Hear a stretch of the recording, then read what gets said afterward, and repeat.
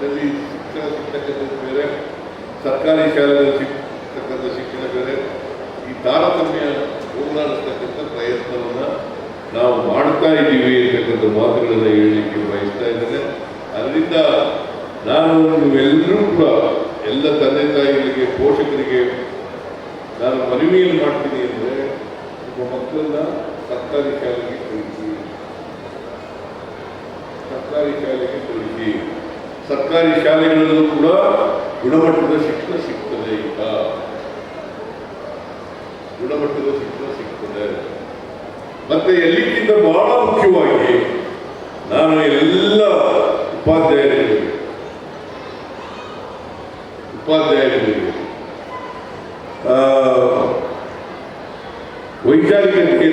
ವೈಜ್ಞಾನಿಕ ಮನೋಭಾವವನ್ನು ಪ್ರತಿಯೊಬ್ಬ ವಿದ್ಯಾರ್ಥಿಗೂ ಕೂಡ ಬೆಳೆಸ್ತಕ್ಕಂಥ ಪ್ರಯತ್ನವನ್ನು ಮಾಡಬೇಕು. ವೈಜ್ಞಾನಿಕತೆ ಮತ್ತು ವೈಚಾರಿಕತೆ ಇದು ಬೆಳೀದೇ ಹೋದರೆ ನಾವು ಸಮಾಜದಲ್ಲಿ ಜವಾಬ್ದಾರಿ ವ್ಯಕ್ತಿಯಾಗಿ ಬೆಳೀಲಿಕ್ಕೆ ಕಷ್ಟ ಆಗ್ತದೆ ಅಂತಕ್ಕಂಥ ಮಾತುಗಳನ್ನು ಈ ಸಂದರ್ಭದಲ್ಲಿ ಹೇಳಿ, ನಾಳೆಯಿಂದ ಶಾಲೆಗಳು ಪ್ರಾರಂಭ ಆಗ್ತದೆ.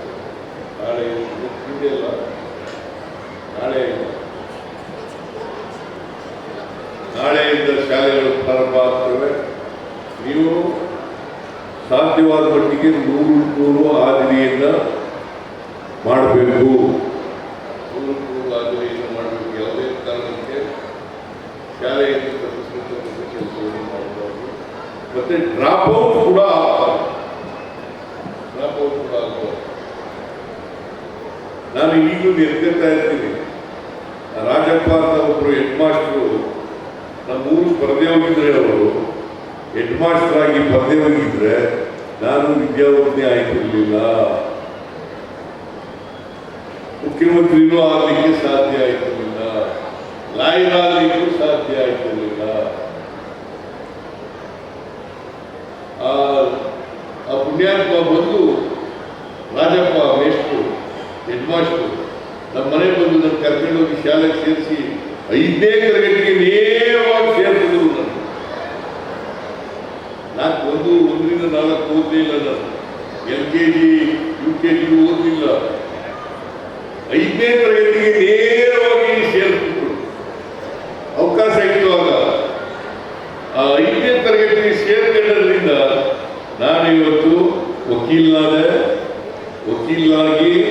2 ಸಾರಿ ಲೀಡರ್ ಆಫ್ ದಿ ಅಪೋಸಿಷನ್ ಆದೆ, 2 ಸಾರಿ ಮುಖ್ಯಮಂತ್ರಿ ಆದೆ, 9 ಚುನಾವಣೆಗಳನ್ನು ಗೆದ್ದಿದ್ದೇನೆ.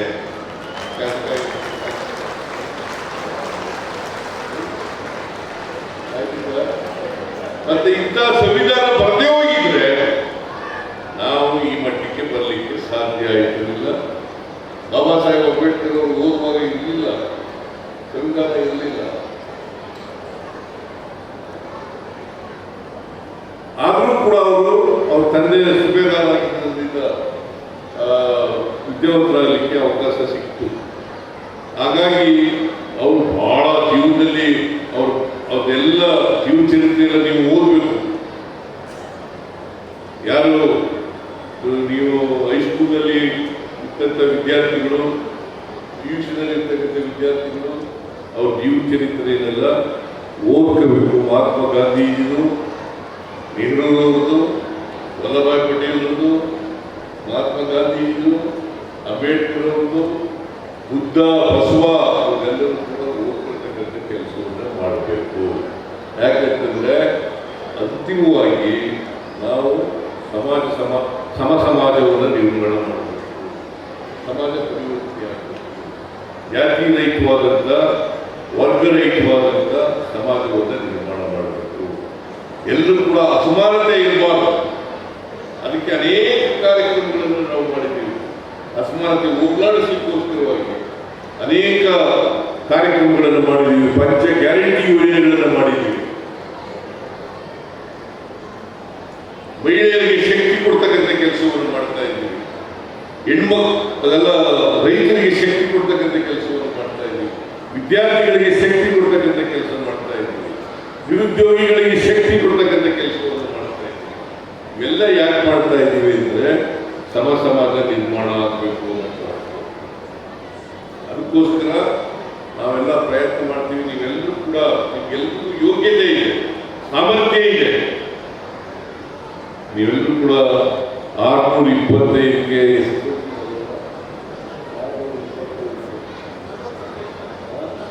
40 ಜನ ಮಕ್ಕಳಿಗೆ ಬಂದಿದ್ದಾರೆ. ಇನ್ನೂ ಜಾಸ್ತಿ ಆಗುತ್ತೆ. 41 ಲಕ್ಷಕ್ಕೆ 40 ಜನ ಮಕ್ಕಳು ಬಂದಿದ್ದಾರೆ.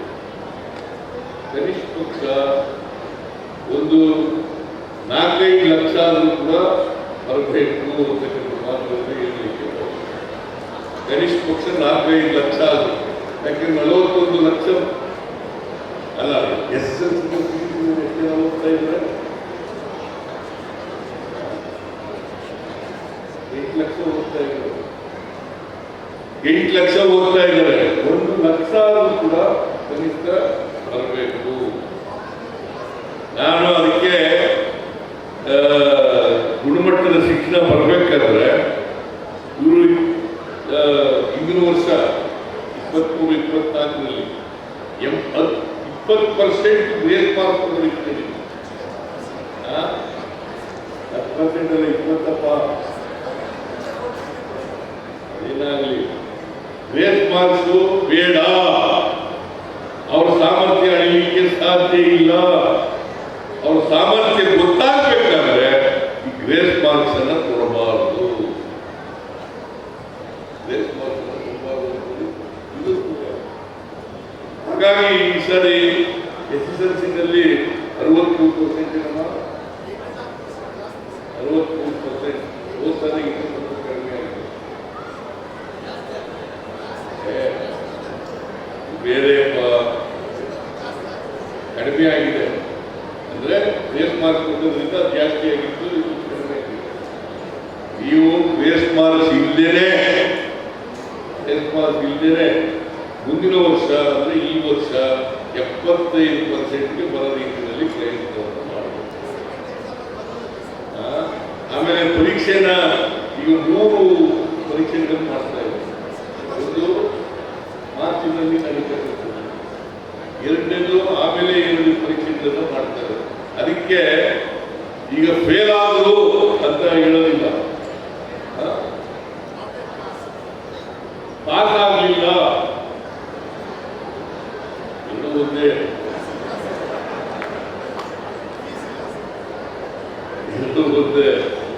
ಬಟ್ ಇರುವೆ ಅವಕಾಶಗಳಿದ್ದಾವೆ. ಅದಕ್ಕೆ ನಾನು ಏನ್ ಹೇಳಿದೆ, ಈ ಸಪ್ಲಿಮೆಂಟರಿ ಎಕ್ಸಾಮಿನೇಷನ್ಸ್ 2 ಮತ್ತು 3ನೇ ಫೀಸ್ ತಗೋಬೇಡಿ. 2 ಮತ್ತು 3ನೇ ಪರೀಕ್ಷೆಗಳು ಮಾಡ್ತಾರಲ್ಲ, ಆ ಪರೀಕ್ಷೆಗಳಿಗೆ ಫೀಸ್ ತಗೋಬೇಡಿ. ಫೀಸ್ ಇಲ್ಲದೆ ಎಲ್ಲ ವಿದ್ಯಾರ್ಥಿಗಳು ಕೂಡ ಪಾರ್ಟಿಸಿಪೇಟ್ ಮಾಡಲಿಕ್ಕೆ ಅವಕಾಶ ಇದೆ ಪರೀಕ್ಷೆಗಳು.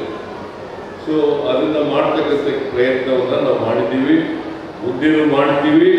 ಅದಕ್ಕೋಸ್ಕರ ಹೆಚ್ಚು ಜನ ಹೆಚ್ಚು ಅಂಕಗಳನ್ನು ಪಡ್ಕೊಳ್ತಕ್ಕಂಥ ಪ್ರಯತ್ನವನ್ನು ಮಾಡಬೇಕು.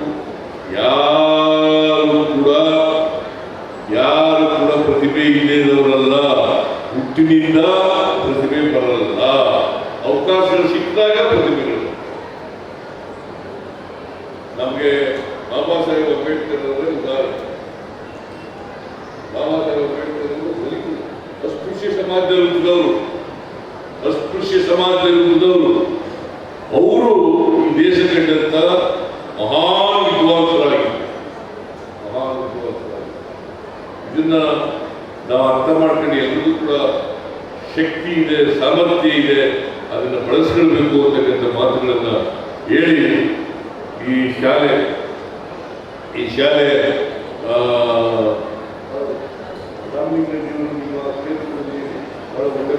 ಒಳ್ಳೆಯ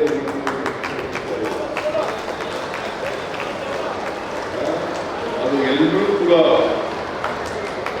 ಈ ರಾಜ್ಯದಲ್ಲಿ ಎಲ್ಲ ಕಡೆಗಳು ಅಳವಡಿಸ್ಕೊಳ್ತಕ್ಕಂಥ ಪ್ರಯತ್ನ ಮಾಡಲಿ. ಎಲ್ಲ ಕೂಡ ಈ ನಿಟ್ಟಿನಲ್ಲಿ ಪ್ರಯತ್ನ ಮಾಡಲಿ ಅಂತಕ್ಕಂಥ ಮಾತುಗಳನ್ನು ಹೇಳಿ ರಾಮಲಿಂಗ ರೆಡ್ಡಿ ಅವರಿಗೆ ಧನ್ಯವಾದಗಳನ್ನು ಹೇಳಿ ಎಲ್ಲ ಇಲಾಖೆಯವರಿಗೆ ಧನ್ಯವಾದಗಳನ್ನು ಹೇಳಿ ನಿಮಗೆಲ್ಲ ಶುಭ ಕೋರಿ ನನ್ನ ಮಾತುಗಳನ್ನು ಮುಗಿಸ್ತೇನೆ. ಜೈ ಹಿಂದ್, ಜೈ